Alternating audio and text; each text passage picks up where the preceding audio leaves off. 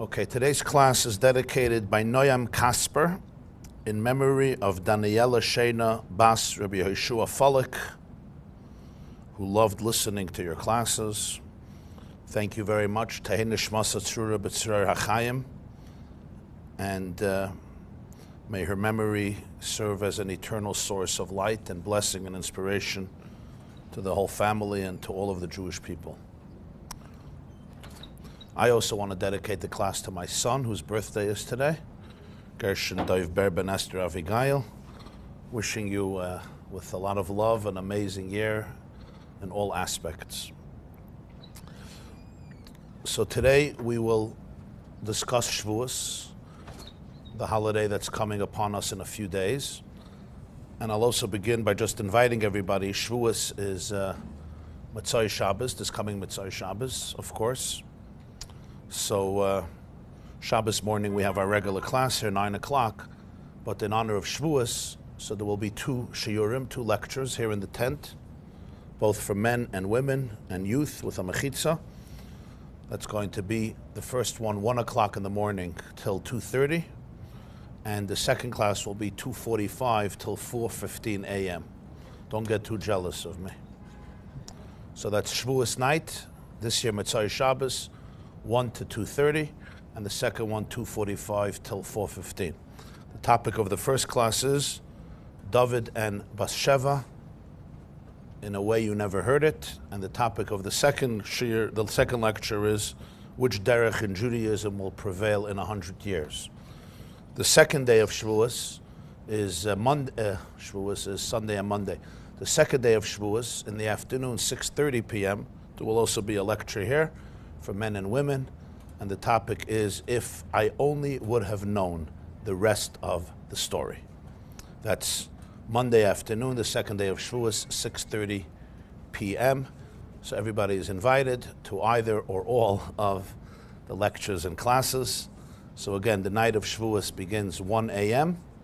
till 4:15, two classes, and the second day of Shavuos, 6:30 p.m. Please share it also with friends or family or husbands, etc. Everybody is invited.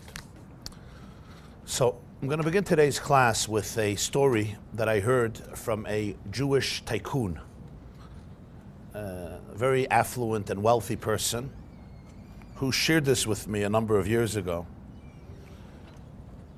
And he said that he once had a meeting with the Prime Minister of Great Britain, Margaret Thatcher. You remember Mrs. Thatcher? She was a strong personality. She came to be known as the Iron Lady. I think she served as the longest and firmest Prime Minister of the United Kingdom during the 20th century. And she shared this once with this person who told me the story. He asked her, during your long and distinguished career as the leader of England, what was your most amusing moment? And she immediately said, without skipping a heartbeat, she said, oh, it's very obvious. And she shared with him that the Prime Minister of Britain and the Queen of England meet once a week. That's, I guess, the tradition in the United Kingdom. Tuesday, 6:30 in Buckingham Palace. And that's when the leader, the Prime Minister, shares with the Queen, I guess, the most important developments within Great Britain over the last week. So Margaret Thatcher says every week, 6:30, I would go to the palace to meet Her Majesty, Queen Elizabeth. Anyway, one week, I come in and I give the traditional bow. You give a traditional bow to the Queen, and we're about to sit down, and a very uncomfortable, awkward scene emerges.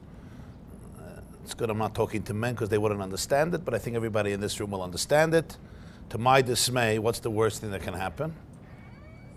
We're wearing exactly the same outfit, but not similar. You know, different designers. No. Mamish, identical.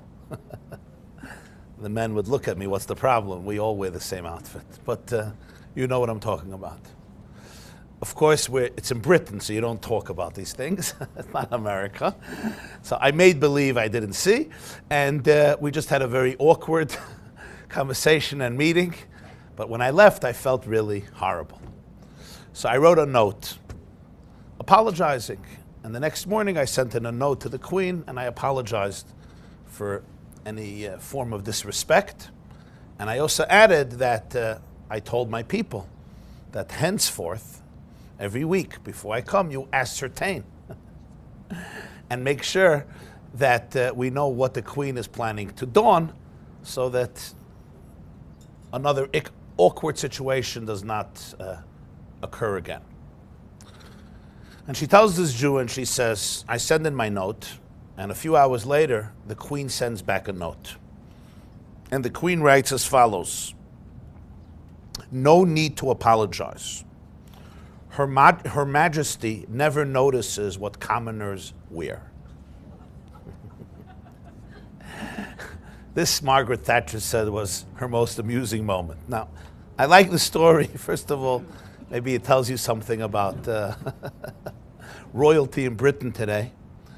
But the Baal Shem Tov once said that everything in life is also a lesson.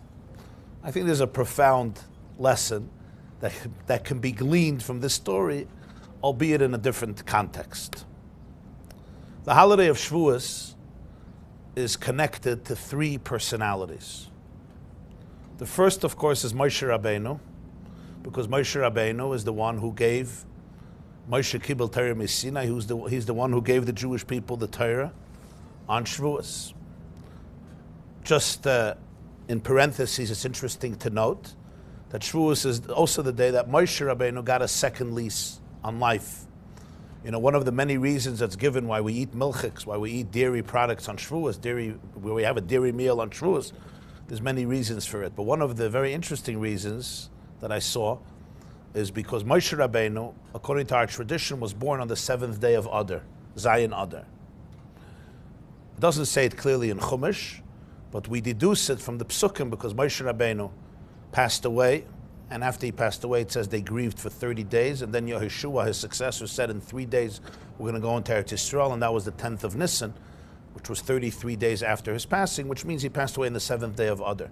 Before his passing, Moshe Rabbeinu says, today, the day that he's going to die, is the day that I became 120 years old, exactly. Because the Gemara says that special people, their birthday on the day of passing is the same day. So he was born on the same day he passed away, which is the 7th of Adar. The Torah says in Parshas Shmos that after his mother gave birth to him, after Yocheved gave birth to Moshe, she hid him, she hid him for 3 months, so that the Egyptians would not fetch him and grab him and plunge him into the Nile. After 3 months, that's finished. She couldn't hide him anymore. Rashi explains because it was a premature birth before 7 months, so after 3 months, she was born not full 7 months, but very little, 6+. So he survived, but she could hide him for 3 months, but not more than that. After 3 months, of course, she creates a basket. She puts him in the basket and places him in the Nile, hoping that maybe somebody will have compassion and save this boy.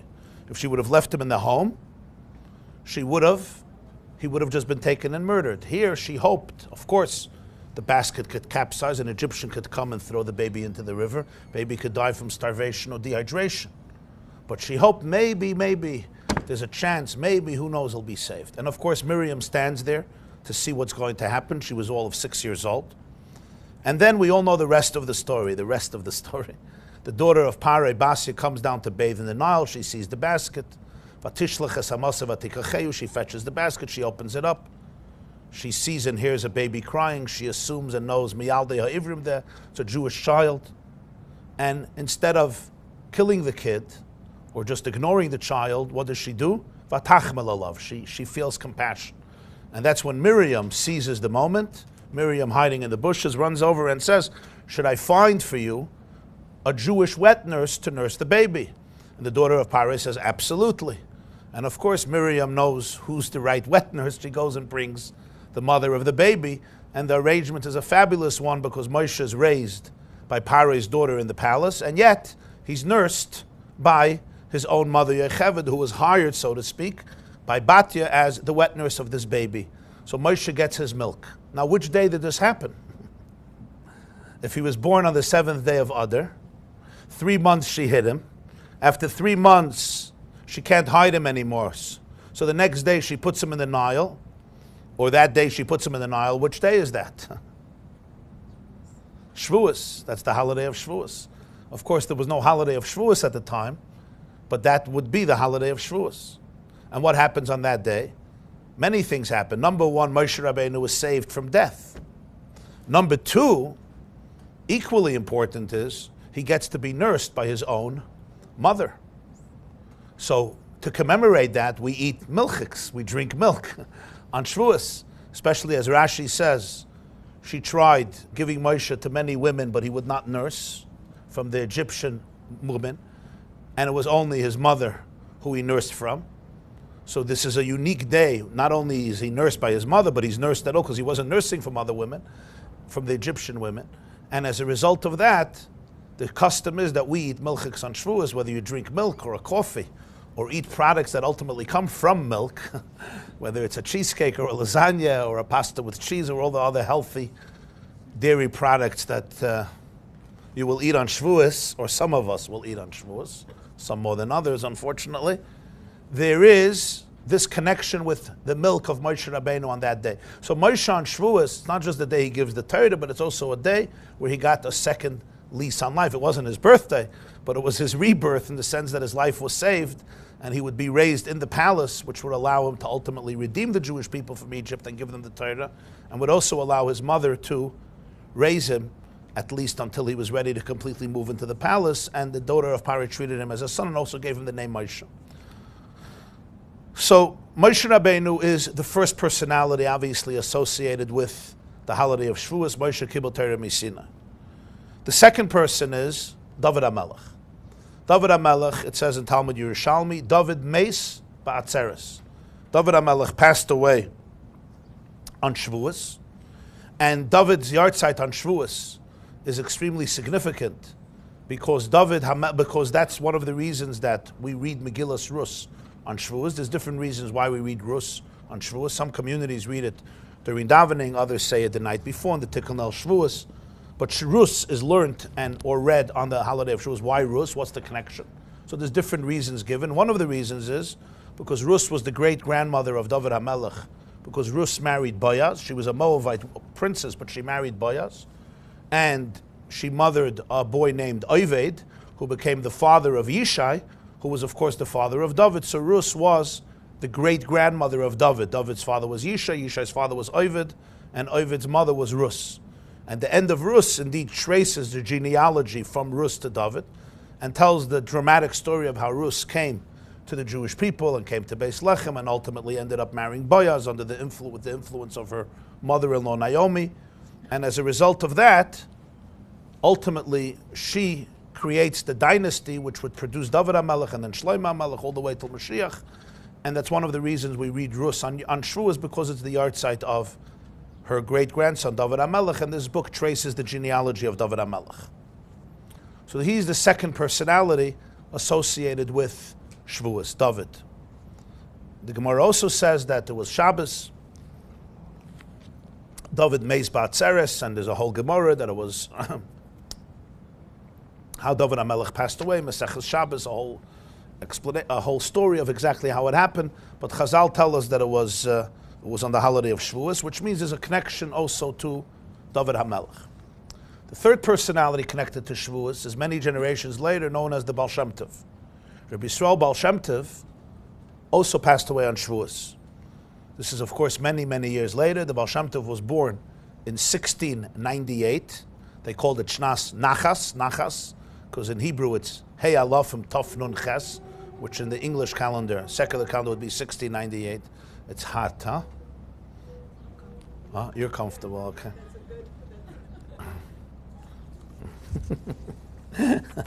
I sweat even when it's cold, but when it's hot, I'm going to sweat a little more. You'll forgive me.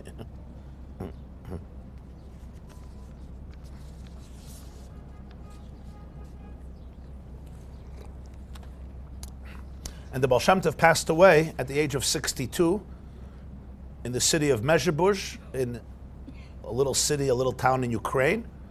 And that happened on Shavuos. The Hebrew year was Tov Kuf Chaf, which in English would be 1760. He was born 1698 and he passed away in the year 1760. Now, Rav Yitzchak Hutner was a Rosh Yeshiva of Yeshivas Rabbi Chaim Berlin. And he once said something very interesting, a very classic comment. Rav Hutner said that you would think Providence would have it that the Vilna Gaon would pass away on Shavuos, and the Baal Shem Tov would pass away on Sukkot, because the Vilna Gaon was a great giant of learning, and the Baal Shem Tov was the founder of the Hasidic movement that emphasized joy. So he says the Vilna Gaon passed away on Shavuos, the Baal Shem Tov passed, you would think would pass away on Sukkot. But he said, but the Hashgacha had it differently. The Vilna Gaon passed away on Sukkot, and the Baal Shem Tov passed away on Shavuos, which is Man Matan Tereseinu. The Baal Shem Tov revealed through his movement, through Chassidus, he revealed really the whole nister, the whole inner core, the inner dimension, the inner soul of Torah, which is known as Pnimiyus HaTorah, which till then was revealed as, was known as Kabbalah, Jewish mysticism, Jewish spirituality. And the Baal Shem Tov in his teachings, through his students especially, articulated this dimension in a more accessible and revealed manner to this very day. And his yahrzeit is also on Shavuos. What's the common denominator of these three people? Of course, all of them were leaders and great holy leaders and great tzaddikim. But there's something specific and unique about their contributions to Judaism and to Jewish history and to Jewish life and the connection to Shavuos. Because everything is with Hashgacha, everything is by divine providence, even small details in the world. Certainly, personalities that play such a central role in Jewish consciousness and Jewish history. Certainly the day that they complete their mission in the world, which is why we commemorate a yahrzeit, because it's the day that somebody really completes the mission in the world, so it's connected to their shlichus, to their mission in the world. What is unique about their mission, about their personality? And the answer to that is one word, malchus. Malchus means kingship, or aristocracy, or royalty. Each one of these three people embodied and introduced into the Jewish world malchus, royalty. The truth is that when the Jewish people come to Har Sinai, so the Ribbono Shel Olam gives Moshe a message, and he says, I'm summoning you into a relationship, and the relationship is defined as a relationship of malchus. Va'atem tiyu li mamleches koyanim v'goy kadosh. And that's what we read on Shavuos, when the Jewish people come to Har Sinai, which was today, Rosh Chodesh Sivan, the first day of Sivan. The second day is called Yom HaMeyuchas, the day of yichus, of lineage, the day of prominence, because it's the day Hashem told Moshe to give a message to the Jewish people, Va'atem tiyu li mamleches koyanim v'goy kadosh. You will be for me a kingdom of princesses and a holy nation. What does it mean to be mamleches koyanim? A kingdom of koyanim. Koyanim are translated as priests, but not everybody is a koyan. Most Jews are not koyanim. This was a message to all of them. The Baal HaTurim even writes, mamleches koyanim means koyanim gedolim. The koyan gadol, which was very few Jews. So there's a message here. You're going to be for me, or you could be for me, a holy nation, and a mamleches koyanim. Each Jew is called a melech or a malka, king or a queen, part of a family of kings, of royals.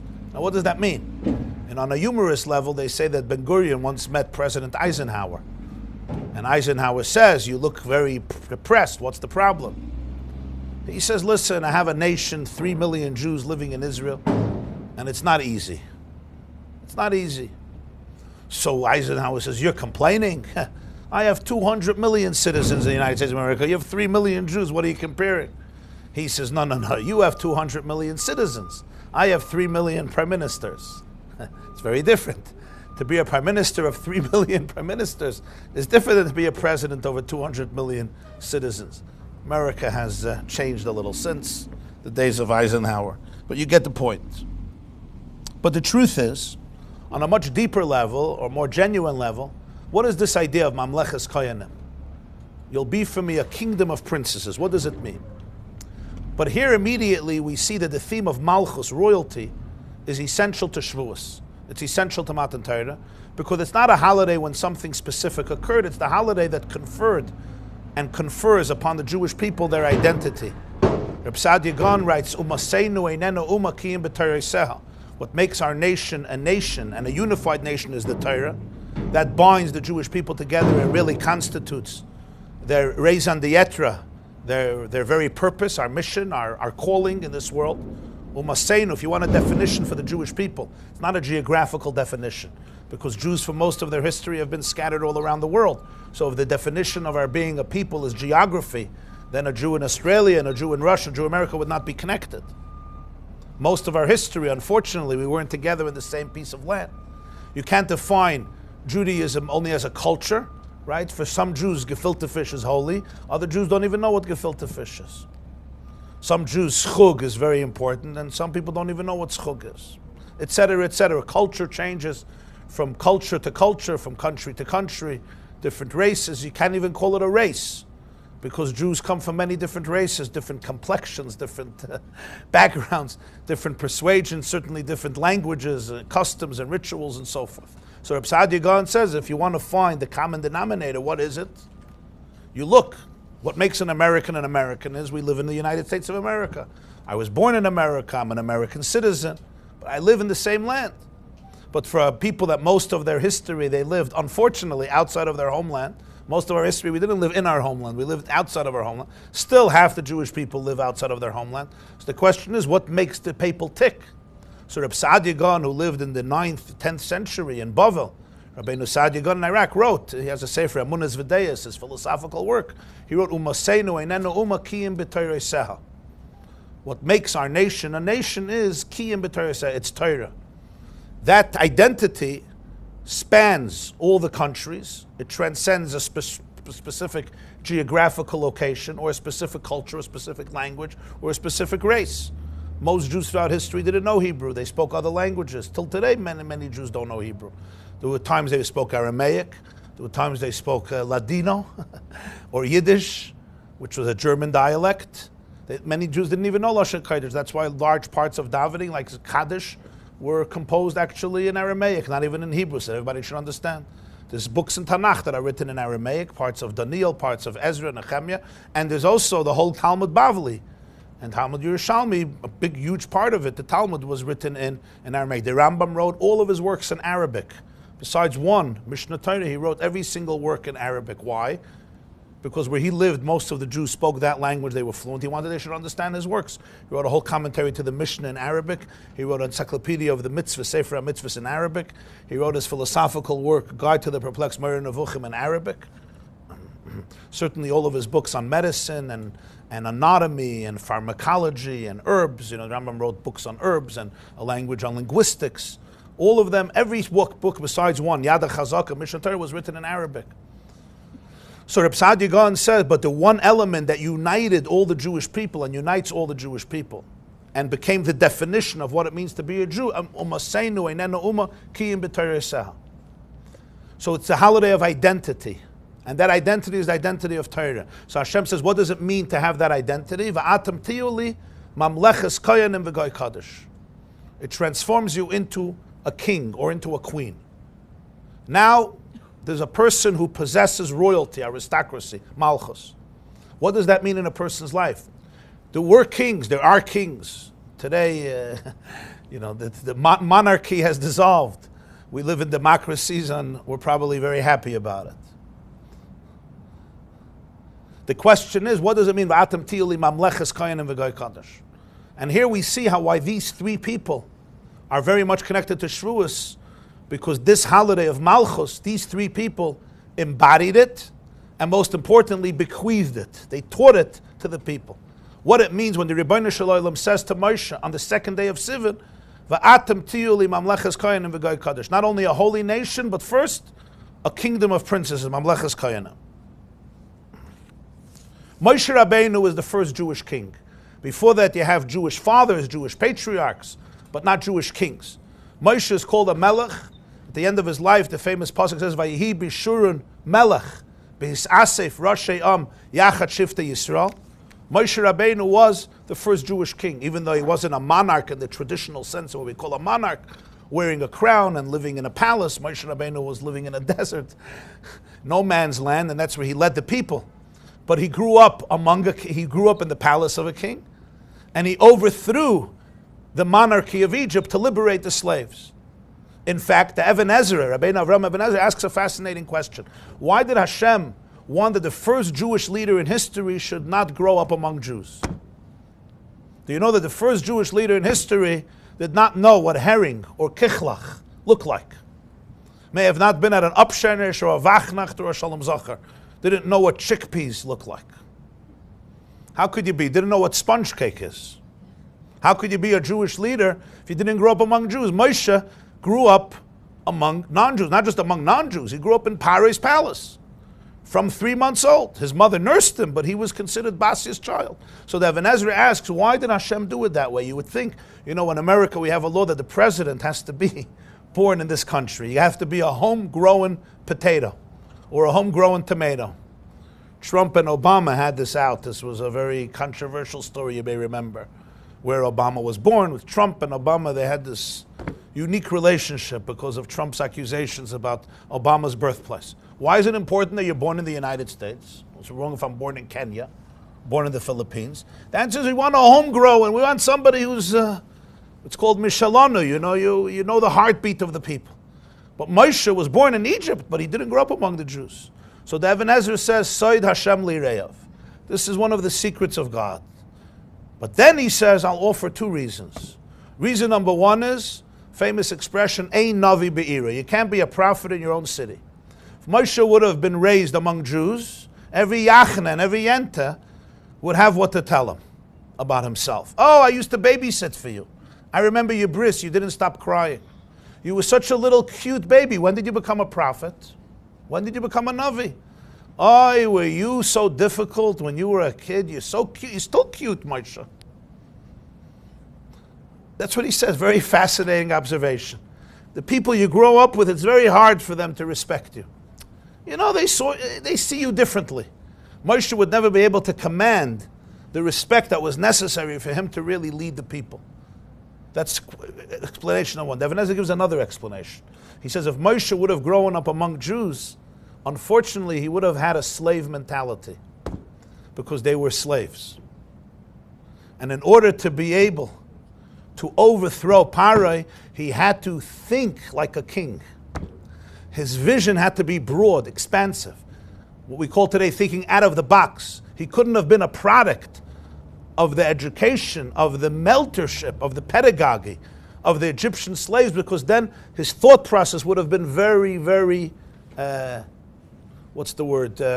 parochial, restricted, narrow, for good reason, not their fault, for good reason.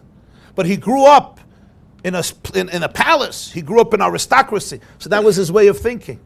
The Gemara says in Sanhedrin, which means the tree gets cut down from an axe which uses wood as its handle. You understand? The tree gets felled from wood that's taken from the tree. Paro had to be defeated from somebody who understood the zeitgeist, who appreciated the energy of aristocracy, of royalty. So Moshe then could think in a different way. He didn't think as a slave. He introduced the vocabulary of freedom, of emancipation, of liberty. He can introduce a new language into the psyche of the Jewish people. And he could stand up to Paro to be able to put an end, to demand that he puts an end to tyranny. This is how the Ibn Ezra explains the way Moshe grew up. So Moshe is the first melech of the Jewish people. Vayihi b'shurim melech b'sasef rosh hayom yachad shiftei Yisrael. And he, of course, leads the Jewish people. He's the leader. He's the first manhig, the first melech of Am Yisrael.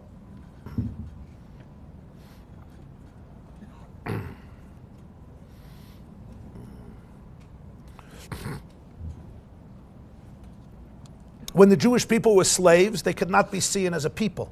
You can't make a nation out of slaves because they're completely subservient and subjugated by their masters. So they can't even be a nation. That's why the Navi Yecheskel describes Yitzias Mitzrayim, L'kachas loy goy mikerev goy. Hashem came and He extracted a nation from among another nation. In fact, Geulas Mitzrayim is compared to birth. When the baby is in the womb, the baby is not an independent person, obviously. Uba Yerechima, it's a part of the mother.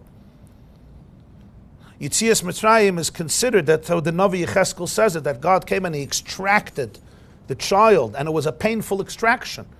Sometimes the child himself or herself doesn't want to leave. There's a lot of comfort in the womb. Mommy wants him to leave, but he doesn't always want to leave. And that sometimes repeats itself many years later. Doesn't want to leave. Mom's supper is good. So Yecheskel says Hashem came and He, so to speak, extracted the child. Because a slave sometimes prisoners, when they're liberated from prison, they don't know what to do with themselves. There's many situations where prisoners, for many years, they go out and they take their lives because they don't know what to do in freedom, and you have to take care of yourself. You have to make your own money, you have to make for yourself food, you have to have a place to live, nobody tells you what to do anymore. Sometimes it's extremely difficult. So Moshe Rabbeinu takes a band of slaves and he turns them into a people. And not just into a people, a mamleches koyanim, a royal people. But that journey is not an easy journey. It's a very profound transformation, which you'll see. The reason explains why at every crisis they always say, let's just go back to Mitzrayim. It's like almost the battered woman syndrome, or the Stockholm syndrome, where the evil that's familiar is worse than the unfamiliar. At least I know what awaits me. It's terrible, but it's predictable. And if it's predictable, there's a certain comfort zone. It's a tragic comfort zone, but it exists. And Moshe is the one who's constantly instilling the confidence. The Rambam says that that's the reason that ultimately they couldn't go into Eretz Yisrael. They wanted to go in, and He sent the spies, and they came back and they dissuaded the people from going in. So Hashem said, stay 40 years in the desert, you'll die here, and your children will go in. The Rambam writes, it's not a punishment. It was simply reality. He says they had a mindset, they did not feel successful. They couldn't feel ready to go in. They didn't have it. And certain things in life, if you don't believe you can do it, you can't do it. There's the famous expression, right? Whether you believe you can or you believe you can't, you're probably right. If you believe you can't, you're right. You can't. And if you believe you can, you're also right. You can. They didn't believe they can. It was a natural consequence, so they can't. They won't be able to. So He said 40 years in the desert, it gave them that identity. And the children who grew up in the desert, you have to rough it out in the desert. It's like living in the outdoors, literally. They have these camps, they take kids for 2 months and you live in the outdoors and you have to get your own food. You fish for food. They have some sardines, b'shas at chag, so nobody should starve. You make your own fire without matches. You figure out how to make a fire. You figure out how to protect yourself. It's a very good experience for a lot of young people who grew up in America of the 21st century. So the Rambam says the desert really, it molded them, it crafted them. It allowed them to become people who can be independent, and the next generation could go into Eretz Yisrael. So this was Moshe's kingship, Moshe's malchus, to be able to take these people and turn them into a nation. Then, of course, you have David HaMelech. David HaMelech is seen as the greatest king in Jewish history. Not only as the greatest king in Jewish history, but it's only about David HaMelech who we say, the Gemara says in Rosh Hashanah, Chafei, we say it in Kiddush Levana, David Melech Yisrael, Chai V'Kayam. That the malchus of the presence of David still lives on. David is considered not only the greatest king and one of the greatest warriors, but also one of the greatest, or the greatest poet. He is the poet laureate of the Jewish people. The Navi calls him in Shmuel, Ne'im Zmiros Yisrael, the sweet voice of the Jewish melody. Every Jew found his or her heart and poetry, deepest soul expression expressed in the Tehillim of David HaMelech, in the Psalms of David HaMelech. But not only was he a great king and a great poet and a great leader, he's also considered the person, and not considered, he was chosen by Hashem to begin the dynasty of malchus. Because the king before him, Shaul, was a king for a short time, and the dynasty did not continue with Shaul. The dynasty of malchus, meaning the world of royalty, was given to David HaMelech. And that's why the Navi promises, Hashem promises, and he says in Tehillim, that Kis'acha nochen la'olam va, that your throne will endure. And ultimately, malchus will never cease from Beis David. So David passes away, and Shlomo takes over, and Rechavim takes over, and even though there's a split, but Beis David continues, and ultimately Mashiach, it says, one of the qualifications, one of the criteria of Mashiach is that he comes, as the Rambam says, Mizera David u'Shlomo, Melech mi Beis David. He has to be a descendant of David. Why? Why can't he be a descendant of somebody else? Because David was given the gift of malchus. There could be other kings among the Jewish people. Shaul was not from Yehuda. Shaul was Binyamin. And Moshe was from Shevet Levi, and he was also a king. And Yeravam ben Nevat was from Shevet Ephraim. You had many other kings. The Chashmonaim were Leviim. They were Kohanim. They came from Shevet Levi. But that malchus doesn't belong to them. The ultimate, the Rambam calls it Keser Malchus, the crown of malchus. The Keser Malchus, that was given to Yehuda's family, to Shevet Yehuda. Lo Yasser Shevet mi Yehuda mechaykik bein raglav. Yaakov told Yehuda on his deathbed, the scepter will not depart from Yehuda, and the ruler from among his feet. So therefore, David HaMelech, who was a descendant of Yehuda and Tamar, David is the one who acquires the crown, the Keser Malchus, the identity of Malchus, and bequeaths it to his family, his children, all the way down to the generations till Mashiach, who also comes from David and Shlomo HaMelech. So there's something uniquely royal about David HaMelech. And what makes him uniquely royal is that he could bequeath to the Jewish people this gift of Malchus. As we said before, by Matan Torah, Hashem tells the Jewish people, Mamleches Koyanim v'Goy Kadosh. Then you have the Baal Shem Tov. The Baal Shem Tov, in a very different generation, also embodied this type of Malchus, this type of royalty. He was one of the greatest revolutionaries and leaders and thinkers in Jewish history, the architect of one of the most powerful movements in Judaism, which was essentially a revivalist, creating a spiritual rejuvenation among the Jewish people, and it transformed the landscape of Jewish life. It also in Eastern Europe, and it also transformed the landscape of Machshavas Hayadus, of Jewish scholarship. All of them essentially taught the Jewish people what it means, Va'atem tiyuli mamleches koyanim v'goy kadosh. But if we take it one step deeper, we realize that these three people lived in completely different times and milieus, and therefore the challenge of Malchus in each of these generations meant something completely different. Which is why it's three different people at three different stages in history, representing one truth, but manifested in three different ways. Moshe emancipates the Jewish people from slavery. That's true. He lives with them for 40 years in a desert. Moshe is a king, but their existence is a supernatural existence. They're surrounded by clouds of glory. They witness the infinity and the grace of Hashem.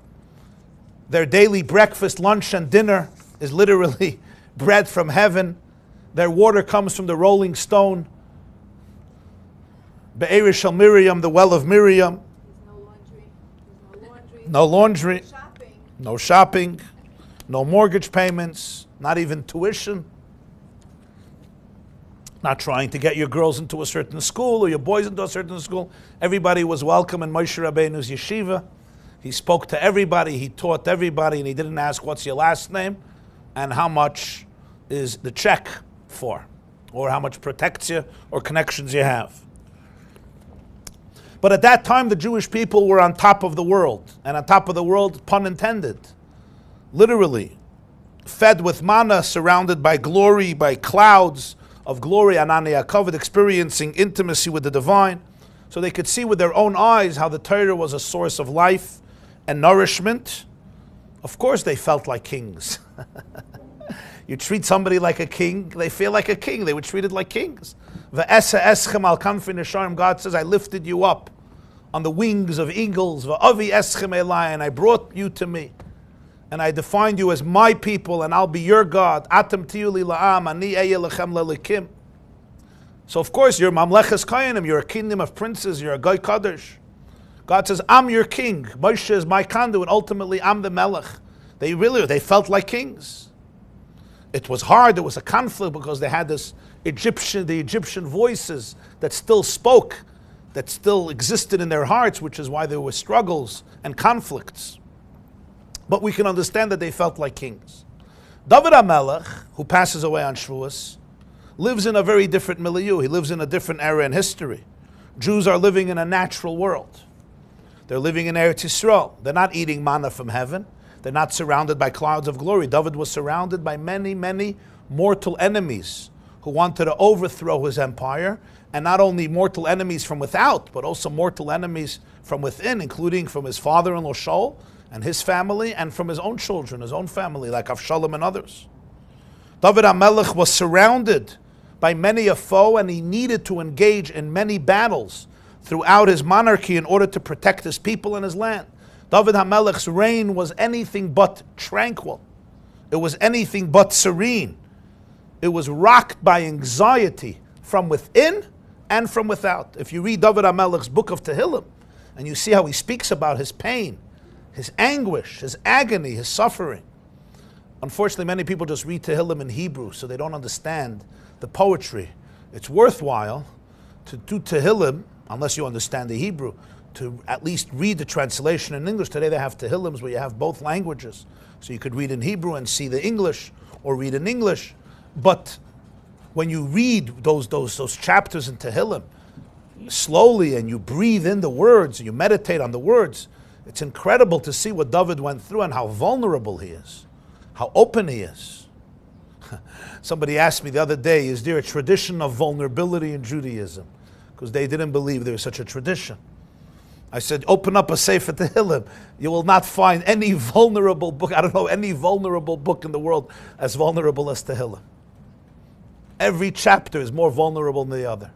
He speaks there about his depression. He speaks there about his sense of denigration. He speaks there about him being in the abyss, him being in purgatory. At some point he says, I don't even feel like a human being, I'm a worm. Anoichi Sailas v'lo ish, cherpas adam of zui am. I'm the shanda of people.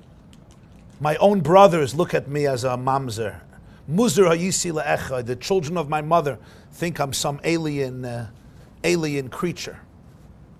I mean, he speaks about his challenges and his struggles, but he never ever loses his relationship with Hashem. Gab kielech begeit salmavis lo ira raki ate madi. I walk in the valley of the shadow of death, and I still don't feel evil. So David HaMelech's monarchy was anything but just peaceful and restful. Ultimately, his own son Avshalom would rebel against him, try to kill him, overthrow his monarchy, expel him from Jerusalem. And David HaMelech has to leave Yerushalayim. His own life is in danger because of his son Avshalom, who rebelled against his father. One can only imagine the torment. It's not just a Philistine enemy or Ammonite enemy or Moabite enemy attacks him. He had plenty of that too. But his own child attacked him. At the end, Avshalom was killed, and David HaMelech came back to Yerushalayim. But he never got over the death of his son Avshalom. And as I spoke last week, was it last week or 2 weeks ago, about Amnon and Tamar, David HaMelech lost another son, Amnon, who his half-brother killed, and his daughter Tamar was violated, and he had a child from Bathsheba, the first child of Bathsheba, who died. More about this in our Shavuos night lecture, David and Bathsheba, the way you never heard it before. So just a sneak preview. What do they call it? A sneak preview. Shavuos 1 o'clock in the morning. But after everything's said and done, you can't compare Moshe's reign to David HaMelech's reign. That's true. It's not a time of nisim, miracles like in the time of Moshe Rabbeinu. And it's one of the reasons the spies didn't want to go into Eretz Yisrael. The Baal says the Miraglim didn't want to go into Eretz Yisrael, not just because they were rabble-rousers. It's much deeper. Because the Chidush Harim says, you know what an Edom of Kest is? An Edom of Kest was the expression in Yiddish when your son-in-law lived by the in-laws, and he would learn and they supported him. So the Chidush Harim says the spies in the Midbar were like an Edom of Kest. Why should I go work? Such a good shver, such a good shviger. I have man every day. We have to go into Eretz Yisrael and start becoming a farmer. We have to make a government. We have to build an army. We have to build cities. Verdafis. The Meraglim actually had a good taina. They said, you have paradise here. We have Moshe, you have Aaron. What else do you need? You got to be crazy to want to leave this cocoon, to leave this paradise. The Meraglim were not afraid of their weakness. They were afraid of strength. They were afraid they're going to be successful and go into Eretz Yisrael, and that would be their nightmare. Suddenly life will change. And yet it was considered a sin because the objective was not to remain in the desert. The objective is ultimately to sanctify the landscape of planet Earth, to elevate the physical, not just to escape into a heaven within Earth, as tempting and as amazing and as powerful as that is. David HaMelech already lived in that land, a land that was governed by the laws of Teva, by the laws of nature, not by Nissim. But nonetheless, the Jews were living in their own homeland. They were living in Eretz Yisrael. David HaMelech also prepared all the material to be able to build the Bais Medrash. He also, for the first time, united all the tribes of Israel under one king. First 7 years in Hebron, and then another 33 years in Yerushalayim. He bought Yerushalayim, he established Yerushalayim, he conquered Yerushalayim, and he built and established Ir David as the epicenter of the Jewish people, spiritually and politically and militarily. And he built Ir David, and he designated the mountain that will ultimately become the place of the Shekhinah, the Beis HaMikdash, that would be built by his son Shlomo, who continued his father's work. So David HaMelech already is called, David HaMelech is that king who unifies the Jewish people, whose entire ambition is to settle them, to give them a place where they could be secure physically and therefore secure spiritually and morally and politically and militarily. And David became that visionary. 40 years he was a king over the Jewish people, till his death at the age of 70 on Shavous.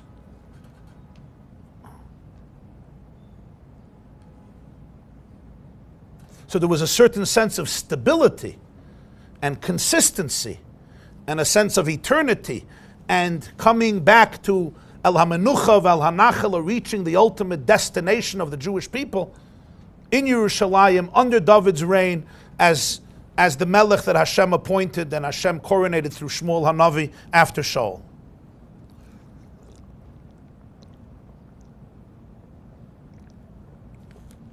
Finally, he raised the single flag, a unified flag of the Jewish people high, uniting Klal Yisrael and bringing a certain amount of stability and pride and peace for the first time in history in a very, very long time. Of course, Shlomo would bring it even to the next level. Shlomo comes from the word shalom. Shlomo would create alliances with the kings around him, and he would become excessively popular and excessively affluent, etc. So under David HaMelech, once again the Jews could feel like kings. They could look at themselves and say, "Va'atem tiyu li mamleches kayin v'kay kadosh." Enter the third personality connected to Shavuos, Rabbi Yisrael Baal Shem Tov. When the Baal Shem Tov was born in 1698, everything was very different. Baal Shem Tov was born in the Ukraine, near the Carpathian Mountains, a place called Akup. The Jewish people were shattered both physically and spiritually. And not just shattered, but shattered into small, broken, fragmented pieces. The Jewish community was just recovering from the horrific massacres known as Gzeros Tach V'Tat. Those were the massacres by the Cossacks led by Bogdan Khmelnytsky, whose statue unfortunately still reigns supreme in Kiev, capital of Ukraine. Bogdan Khmelnytsky and his Cossacks slaughtered approximately 300,000 Jews in Poland, and Ukraine at the time, it was called Ukraine. Today it's called Ukraine.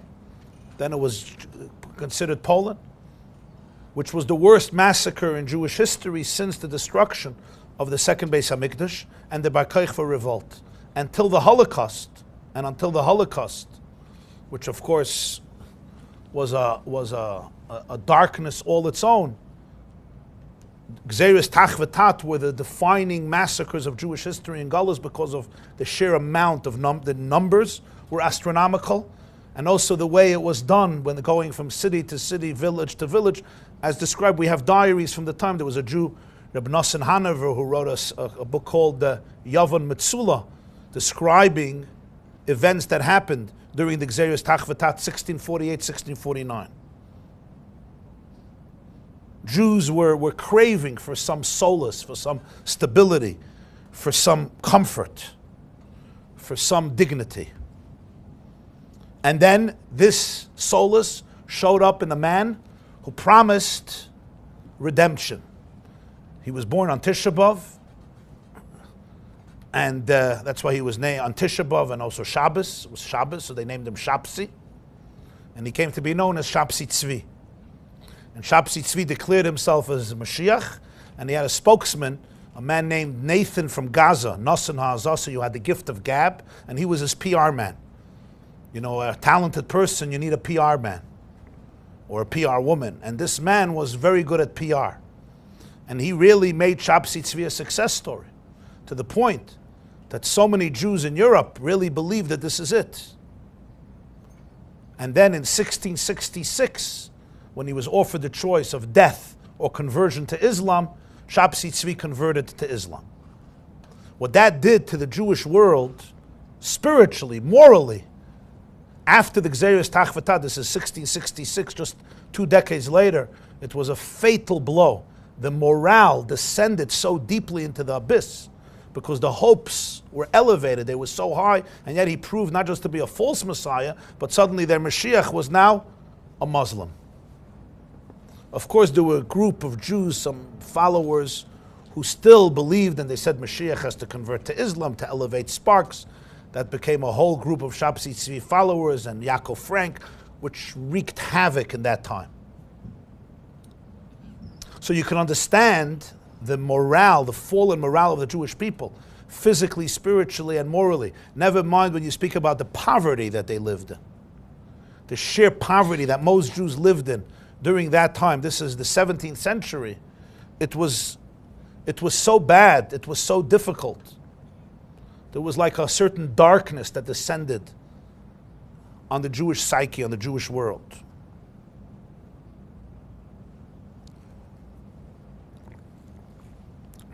You could say that the demoralization of the Jewish people at that time was so profound. It was almost like they reached their lowest nadir. It was so excruciatingly painful and difficult for so many Jews. And if that was not enough, those years, the end of the 1600s, is when the Enlightenment began, what's known as the Haskalah. And the Enlightenment, which began in Western Europe, in England and in Germany and in France, it began to take root in Western Europe, and it would prove yet another major challenge to the destiny of the Jewish people, because it would result in mass assimilation and mass conversion of Jews in the 17th and 18th and 19th century in Western Europe and Eastern Europe. The secularization of the Jewish people began to happen at that time, to the point that even before the Second World War, probably more than half of the Jewish people, or half of the Jewish people, I don't know the exact number, have left Judaism. The splits in the Jewish world, what type of Jew you are. There used to be a Jew was a Jew was a Jew. Well, no differences. Then you had to know, today you're a Reform Jew, you're a conservative Jew, a conservadox Jew, a modern Jew, this type of Jew, that type of Jew. All this happened afterwards, and this was a major, major challenge for the Jewish people, and everybody responded in different ways. And millions of Jewish youth became confused with all of the various movements that sprung up. And it was precisely in that era, literally the same years when the Enlightenment began, and just a few decades after Tachvatat, and a few decades after Shapsi Tzvi, that the Baal Shem Tov was born. And one of the great masters once gave a beautiful metaphor. He says sometimes when somebody's in a faint, what you do is you whisper their name into their ear, because a name of a person is a channel for their energy. So when you whisper their name, it's sometimes a powerful tool to wake them up from a deep faint state. So when the Jewish people found themselves in such a spiritual faint, coma-like state, comatose, the Ribbono Shel Olam whispered the name of the Jewish people into their ear. And the name of the Jewish people is Yisrael. So this little boy was born and his name was Yisrael, the Baal Shem Tov. And his life was about whispering the name of the Jewish people into their ear. In other words, giving a person once again a link to his or her name, identity, vitality, chiyus. to be able to make Jews feel like kings in that era, that was a tremendous chiddush, that was a tremendous novelty. To be able to confer upon the Jewish people the keser malchus, the crown of royalty, in a bitter and dark gullus, when people felt so much poverty and so much demoralization and experienced such darkness on so many levels, to be able to give the Jewish people that inner sense of dignity, it was like a tchiyas ha-mesim, was like a resurrection. To be able to feel va'atem tiyu li mamleches koyanim, to restore and confer upon their heads those two crowns that they received. The Gemara says in Shabbos that they received two crowns, echad keneged nasa, ve'echad keneged nishma. How did the Baal Shem Tov do this? What did the Baal Shem Tov do? The Baal Shem Tov started to teach the Jewish people that the definition of a king doesn't begin with outer circumstances. The definition of malchus always begins internally. How you see yourself in the world. Understanding who you are, what your identity is. That makes all the difference. And I'm going to share two such teachings. One is a teaching, one is a story that embodies this quality and really brings home what's the idea of Mamleches Koyanim. There's a sefer called Likutei Maharan. Likutei Maharan comes from it's the writings of Reb Nachman of Breslov, who actually passed away Sukkos. Chalamoid Sukkos. Reb Nachman of Breslov was a great-grandson of the Baal Shem Tov. His mother's name was Feiga, and Feiga's mother's name was Adel. And Adel was a daughter of the Baal Shem Tov. The Baal Shem Tov had a son, Reb Tzvi, and he had a daughter named Adel. Adel is a very beautiful name. It's an edel name, pun intended. Adel means edel, very fine, refined. The Baal Shem Tov's daughter was Adel, and he had a very special relationship with his daughter. When he wanted to go to Eretz Yisrael, he took his daughter with him. They never made it. They got stuck on an island. Agan Samaisa on Pesach, he was saved. But Adel was at her father's side. It's not clear when she passed away, maybe before him or after him, it's not clear. But she had a few children. Reb Baruchel of Mezheburg, the Degel Machane Ephraim. She had a daughter, Feiga, who I believe was the mother of Reb Nachman of Breslov. So Reb Nachman was a great-grandson of the Baal Shem Tov, and a nephew of Reb Baruchel of Mezheburg.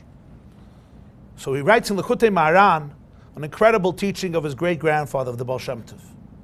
And it's also connected to David HaMelech. Again, this is more about this on Shavuos in our class on David and Bathsheba, but I'm just going to say one point. When David engages in his connection with Bathsheba, Bathsheba was married to Uriah, and Uriah went to war, and David took Bathsheba.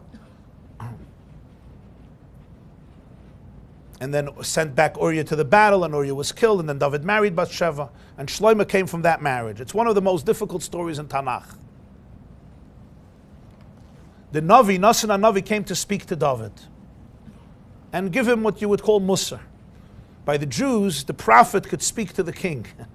In other cultures, the prophet didn't speak to the king like this because he went out with a head shorter. But Nasan challenged David. What did he tell David? He tells David a story. The story is that there was a rich man who had a lot of sheep. And there was a poor man who had only one sheep. That's all he had. And a guest came to the rich man and he wanted a meal. The rich man didn't want his own sheep, so he stole the sheep from the poor man and he slaughtered it to give it to the rich man. And he asked David, what's the verdict for this man? David says, he should be killed. Ben Mavis, he should be killed. So the Nasan HaNavi says, that's you. David didn't realize where he's going with this. That's you. You're a king, you have whatever you want. You have Uriah, had one little sheep. And you stole the sheep, his wife Bathsheba, for you. When you have everything, you're the king of the Jewish people. And when David heard that, David said two words, Chatasi Lashem, I sinned. Which is why David became the paradigm of the Baal Tshuva. The Gemara says, David heikim oiled shel tshuva. He erected the yoke of tshuva. Nu'um hagever hu kamal, heikim oiled shel tshuva. The Gemara says, Lo haya David roi lo yisamaisa. David on his own would not be worthy, would not be capable of this story. But the Hashgacha wanted this to happen, Litain Pischen Pele Bali Tshuva, so that David would become an example of anybody who made terrible mistakes in life, that there's no such a thing, the situation is hopeless. Asks Reb Nachman in the name of the Baal Shem Tov, he says, I don't understand. Why did Nassim have to go start telling him stories about sheep and which people? Just tell him, David HaMelech, you're a criminal, it's so horrible what you did. Just tell him a story with a sheep, with a poor person, with a wealthy person. Just confront them and tell them the truth. So he says the answer is based on the teaching of his grandfather, the Baal Shem Tov. And listen to the answer. It says in Pirkei Avos, Da lifnei miyat ha'asid litain din v'cheshbon. You should always know before whom you're going to give a din and a cheshbon. What does din mean? A verdict. What does cheshbon mean? Calculation. What comes first? The verdict or the calculation? What do you do first? First you make a cheshbon, and then there's the din, right? Cheshbon means you survey all the facts, the checks and the balances, and then there's a din. Din is a psak, a verdict, halach. So lifnei miyat ha'asid litein cheshbon v'din, not din v'cheshbon. Baal Shem Tov's question. Then he asks another question. It says in Pirkei Avos, nifrayin min ha'adam midaito v'shaloi midaito. You exact payment from a person consciously and unconsciously. Midaito means with his consent, with his das. V'shaloi midaito, without his das. Which one is it? So the commentators struggle. What does it mean? So the Baal Shem Tov said as follows. The Reb Nachman writes, it brings Likutei Moharan from the Baal Shem Tov. Reb Baal Shem Tov said that the way people are judged is not directly. When it comes the time to judge a person, the person is shown the life of somebody else.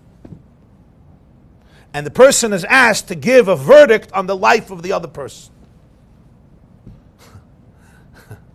It's coming together.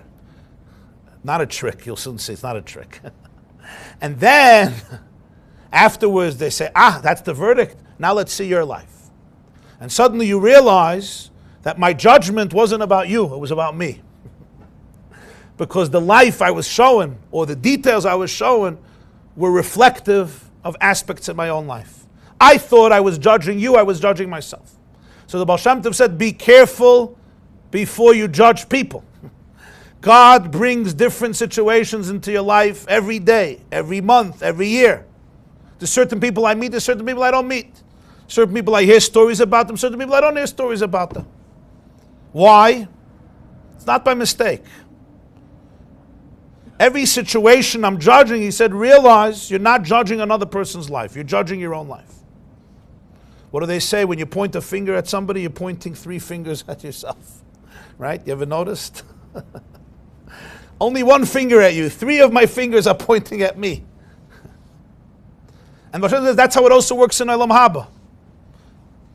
Google in Beis Din Shalmaila, whatever their name is. Print out, Google knows everything. Somebody asked me that day about Mitzvah Boy. He said, you think I learned in Pirkei Avos that God sees everything and hears everything. It's mamash true. He really knows everything I do. I said, Google knows. You think Hashem has a problem knowing? I'll call upon him. So he says in Olam Haba also, they show a person a life. What do you think about this? What do you think about this? What do you think about this? Person judges. This is what should happen. So the Baal Shem says, Din v'cheshbon. First is a verdict. I give a verdict on somebody else. Now is a cheshbon. Now they make a calculation and say, you just defined your own story. That's pshat nifrayin min ha'adam midaitoi v'shaloi midaitoi. Everybody is the one who decides their own destiny. Consciously or unconsciously, both. Consciously about somebody else. Unconsciously about me. I didn't know I was talking about me. I thought I was talking about you. So the Baal Shem, the Reb Nachman says, Nassim HaNavi couldn't give David HaMelech the verdict. David HaMelech had to give the verdict for David HaMelech. Nassim HaNavi could tell him a story about a sheep and a poor person. David HaMelech gave the verdict. After that, Nassim HaNavi said, Ata Ish, you're the person. The person you spoke about is you. And David says, you're right. Chatasi. Heikim Oila Shal Tshuva. What's behind this insight? just a trick. I'll chop you.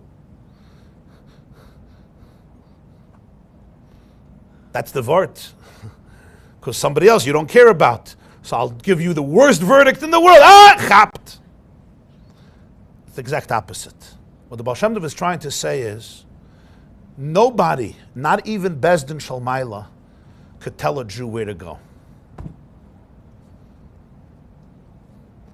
Because if you're a chelik elekamimal, if you're a piece of Hashem, if your soul and your body are essentially manifestations of Hashem in this world, so you're completely one with the divine creator, so nobody can tell you where to go.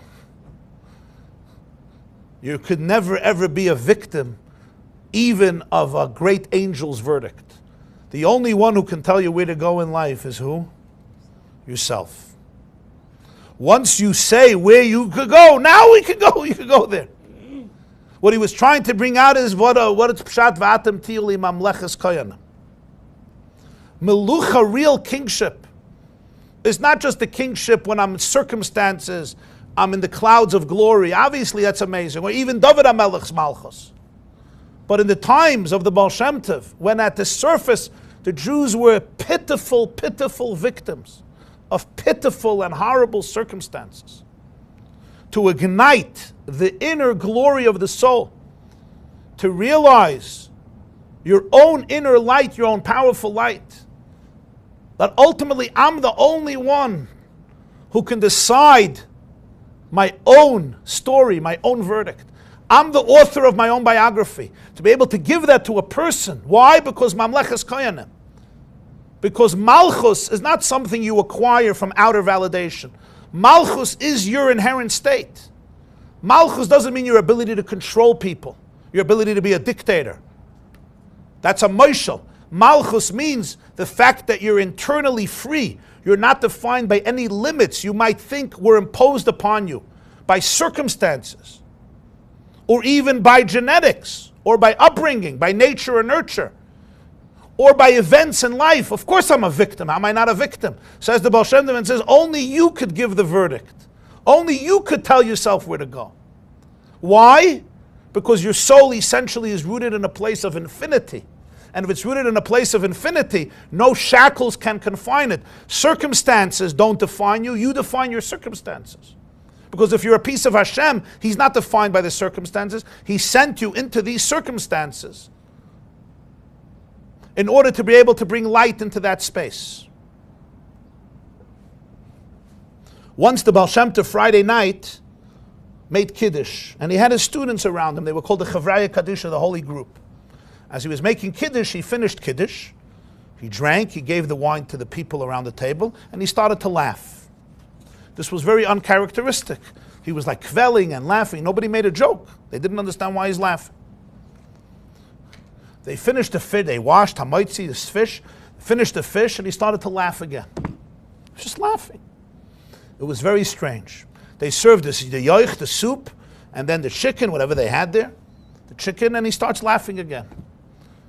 Nobody felt, audacious enough, I guess, to ask him, so nobody said anything. But Motzei Shabbos, one of his closer students, went over after Ma'ariv, after Havdalah, and he said, Rebbe, can I ask a question? He said, you were laughing 3 times after Kiddush, after the fish, after the chicken. What was the laughter all about? So the Baal Shem Tov said, go to the end of the city and ask Shapsi, the bookbinder, if he could come over. So he goes to Shapsi, the bookbinder, and he says, the Rebbe, Baal Shem Tov asked if he could come over to the Bais Medrash, to the shul in Mezhebush. So he comes over. So the Baal Shem Tov tells him, Shapsi, can you share with everybody what happened Friday night in your house? He says, Rebbe, don't embarrass me. I won't do it again. He says, no, it's not embarrassing. I want everybody to know what happened. If you don't mind sharing what happened Friday night in your house. So he says, okay, I'll share. You know, Rebbe, he says, for me and my wife, Shabbos is an amazing day. And I always saved up money for my bookbinding business to have a little extra to be able to buy wonderful, delicious food and delicacies to celebrate Shabbos as we should. But you know, the last few weeks, there's been heavy snows here in this part of the Ukraine and Mezhebush, and nobody came to bind their books. He was a bookbinder. Bookbinding was a parnasa, it was a meager income, but it was an income. Nobody came. And I didn't have any savings. So it came before Shabbos, it was Thursday night, and I tell my wife, not one customer came, I don't even have a kopka. A kopka would be like a penny, or a ruble would be like a dollar, Russian currency, Polish at the time, called a ruble. Today a ruble is also like a penny, thanks to Putin. But in any case, I didn't have even a ruble for Shabbos. So my wife says, so what do you want to do Shabbos? I said, there's nothing, I can't even afford a candle.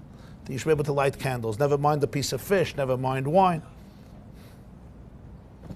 That's what happened. So Thursday night we spoke and we realized this is a situation, and I shed a tear, my wife shed a tear, and we went to bed hungry. Friday morning, I realized for me to stay in the house it's going to be very depressing. So after Shachris, I decided I'll just stay in shul and I'll learn. And I learned the Parsha of the week, and I was Ma'avid the Sedra, and I said Shir Hashirim, and I went to the mikveh, and I prepared for Shabbos. And I knew that I'm coming home. It says, Asay Shabbat Chachel V'al Tetztarech Lebrius. I'm coming home not to a regular Shabbos, but that's it. There's nothing to do. So he says, after Ma'ariv, I came home, and as I come close to my house, I see this light coming from our windows, beautiful light. I see candles glowing. I open the door, and I smell. Psst. It's like Sudas Shloimeh B'Shaita, such a smell, Gan Eden. Levyasam B'Cher Habar.